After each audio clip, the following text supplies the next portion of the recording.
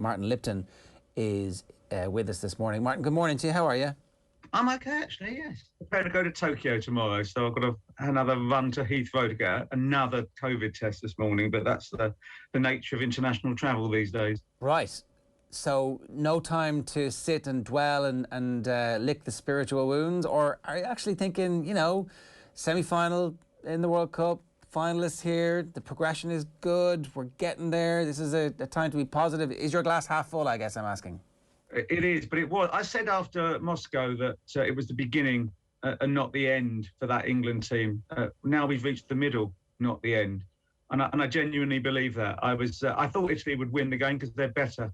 They proved to be better. It was the correct result, no question of that. Even though it ended up going down to a couple of kicks from 12 yards, but the improvement in England is going to continue. There's no doubt about that.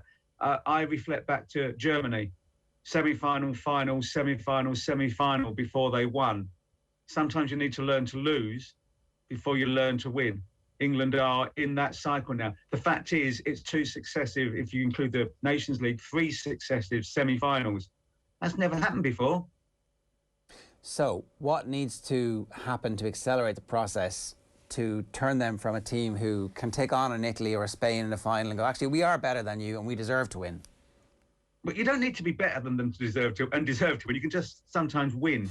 But what they do need is the ability to react slightly more under pressure. The one thing that it was better for me was the second half was, for the first 25 minutes, eerily reminiscent of the Croatia semi-final.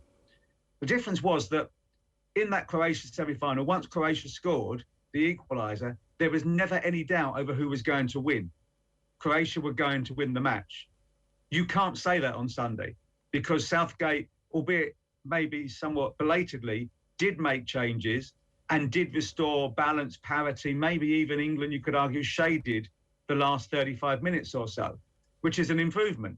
But they were forced back by the sheer relentlessness of the Italian midfield and attack, and they couldn't find a way out. They need to be able to change the game so that they have breathing. They create the breathing space. In the first half, England were unquestionably the better team. Over the 120 minutes, in my book, Italy were unquestionably the better team. But the gap between England and Italy is far narrower than the gap between England and Croatia 3 years ago. And Italy are a better team than Croatia. So is it a personnel issue? Is it a tactical approach? Is it flexibility? Is it change on the sideline? What is that bit that's... Everything, and including maturity of the team and the manager. Look, there will be changes in that team by the time England, if they qualify, and I think they will, get to Qatar. I think Bellingham will become a focal point of the team, which changes the dynamic of the team, because not only can he be a defensive midfielder, but he can also join and he can pass. He can move the ball, progress it with his feet rather than with his legs, as it were. They did. What was the link really wasn't there. A lot of England stuff was having to run with the ball, which is good in itself on occasions, but also you need to be able to pass it a bit better. And that was the issue there. They couldn't pass their way out of trouble other than just banging it long, which of course invited the pressure back. But also the likes of Foden, who would have probably come on as a substitute had he been fit to play earlier. Probably Foden would have come on when Sacco did, I suspect, in the game if he were available. The likes of Sancho and many of these other boys are going to get better and better just through the natural maturity, evolution, aging process. If you're in your early 20s, you're not the player you are in your mid and late 20s. We know that, particularly if your game isn't solely based on pace. These players are technical football players. They're not just about how quick they can run. Is Gareth Southgate too conservative? Well, he looked at the model that won Portugal and France the last 2 tournaments and decided to replicate that. And it took him to the final. People weren't saying that Didier Deschamps was too conservative when he lost to a Portugal team without Ronaldo in the final of 2016. He just stuck to his guns and won the World Cup. Sometimes, as I've said before, the same answer did gain a power must it maintain. You can tweak, but why would you throw everything out of, the baby out with the bathwater? Sometimes it's not that bad. And they've got to, as I said, semi-final and final with a team that's still finding its feet at international level. I think that's true, and I think that there's a danger. Maybe not a danger, but one of the worries you might have is that the outside noise does ratchet up a little bit, and that something that an overreaction happens. And I see there's talk about Gareth Southgate and where his contract is in terms of after Qatar. But he clearly is still the right man for the job. And I think that obviously things will be renewed next year and there'll be a greater discussion after that World Cup. But I would like to think that everybody within the FA sees the direction in which this team is going, Martin. There's no danger that something weird happens over the next little while, is there? No, not a chance. They're fully bought into Southgate and what he brings. And they want, whatever happens, Southgate will be wanted to be help guide the future.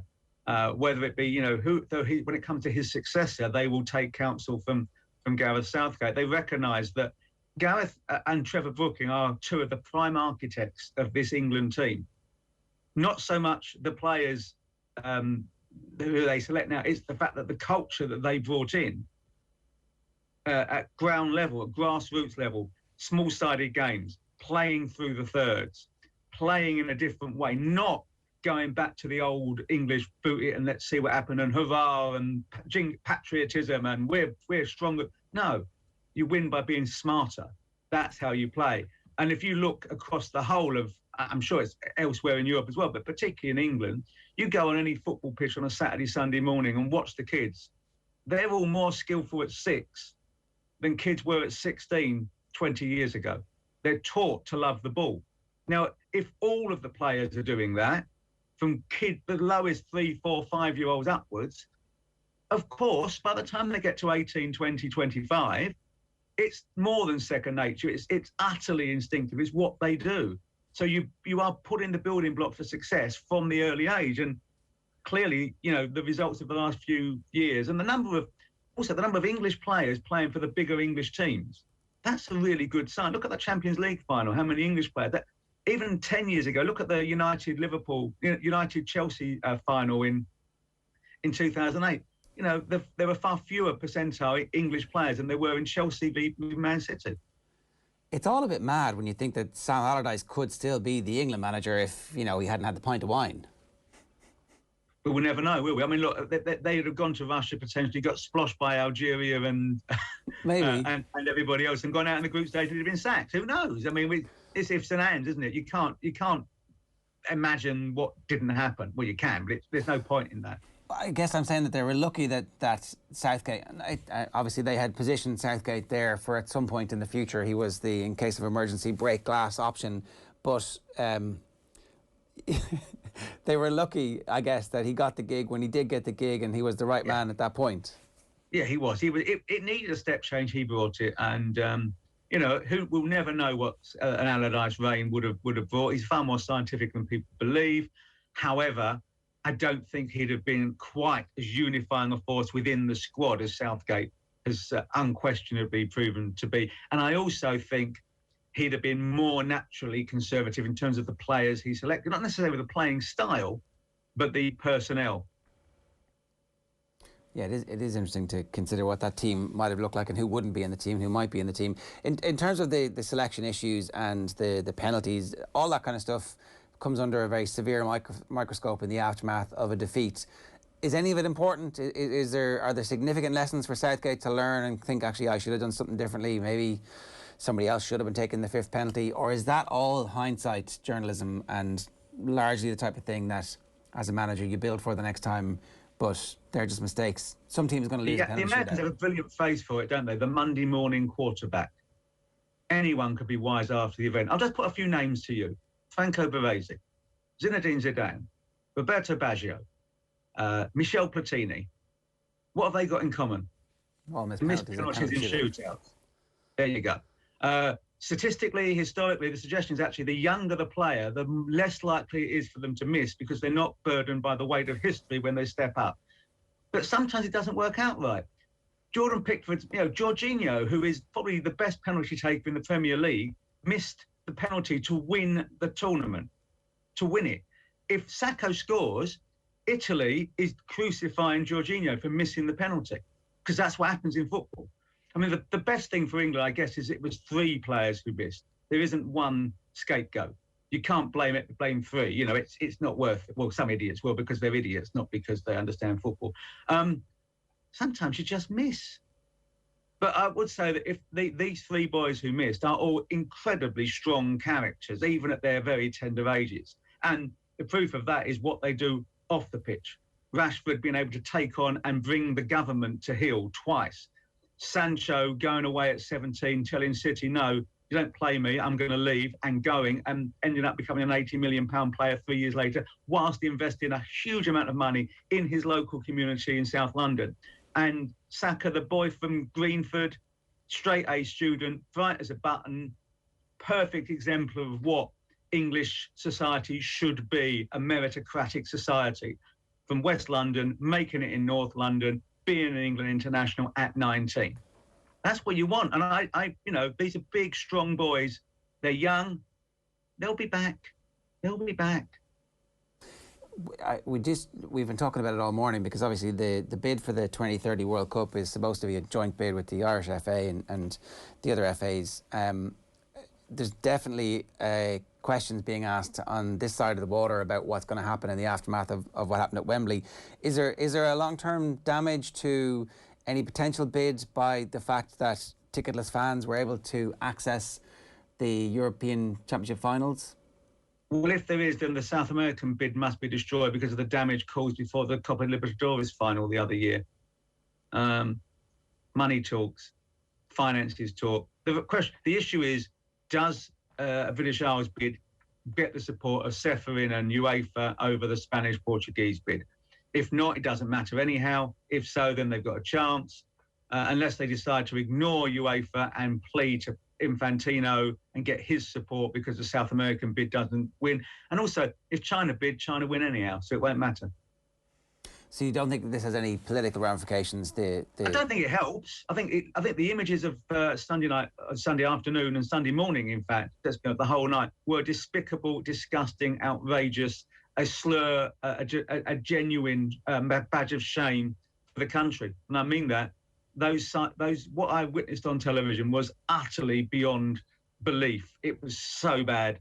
What I speaking to people who were there and listening to them, it was probably even worse if you were in it. It was disgusting, and it's a shame. It was shameful, but unfortunately, we're not the only country which has shameful acts perpetrated by some small number of individuals.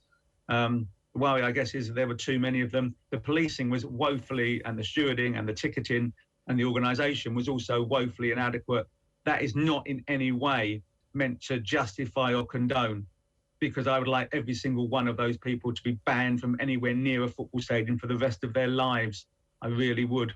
Unfortunately, I don't have that power. Do you think that will happen? Because like the outrage is look. Well, there's CCTV. They should be able to identify them. Yeah, a lot of CCTV. And they'll know if they had a ticket or not, because they have a database of ticket holders. So anyone they can identify who went into that stadium, clearly didn't have a ticket, or who they know clearly didn't have a ticket, they should be able to try and identify, and then the court should come in and ban them.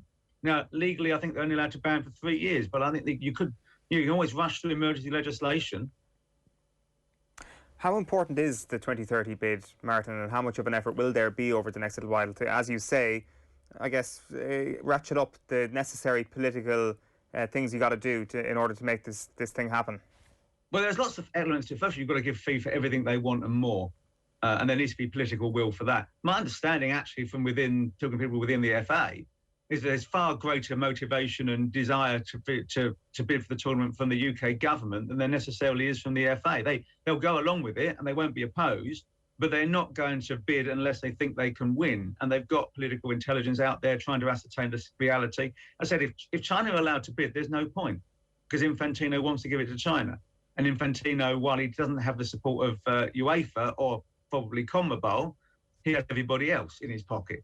And he only needs 105 votes to win. Less than that if the UK bid, because none of the 5 nations can actually then vote under the rules. So there are those aspects too.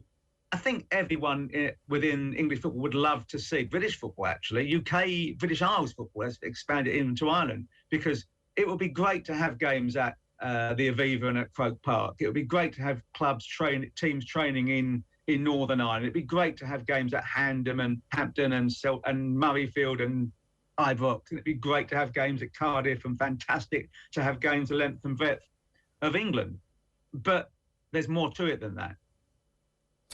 Yeah, I mean, the fact that we're all going to be watching games in winter in Qatar suggests there's a lot more to it than that. And it's a different system then, to be fair. We can't, whilst I'm not exactly always the greatest fan of Infantino, a vote of the entire Congress is different to a vote of 22 people in a room, because if you're going to be really cynical, it costs more to buy off 100 people than it does to buy off 11. I can see the maths already being done in certain regimes around the world. Oh, we've still got loads of money. But I'm not sure that anyone's got the money anymore, actually. Maybe some people do. You're heading to the Olympics, obviously. Yes. And covering everything, or is it? Yeah, oh God. I mean, I am all things to all men. I'm going to prove my ability to cover every sport really badly. Right.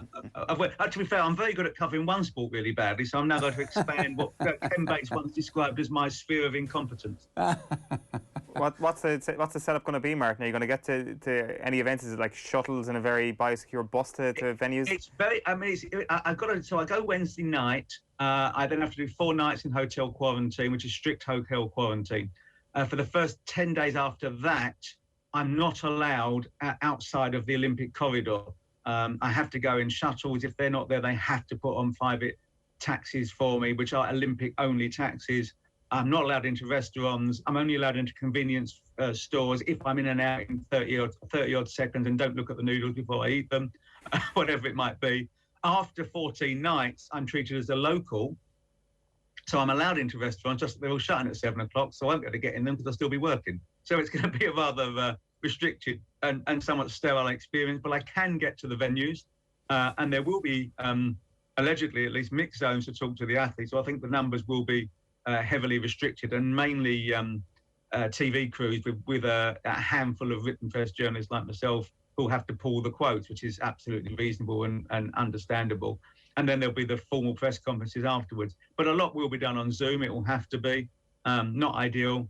And I think it will be a very sterile environment for the athletes. But at the same time, for many of them, this is their one chance of taking part in an Olympics, or one chance of an Olympic medal. I understand the worries and fears of the Japanese people. I feel for them hugely, but I also feel that the athletes deserve their day in the sun. Martin, good stuff. Enjoy it. Thanks a million for joining us over the course of the Euros as well. Cheers. Cheers. Take care. Bye-bye. It's Martin Lipton giving us some thoughts on the fallout from England's defeat on penalties. You can give us your views in the YouTube comments, and you are, and we thank you for that.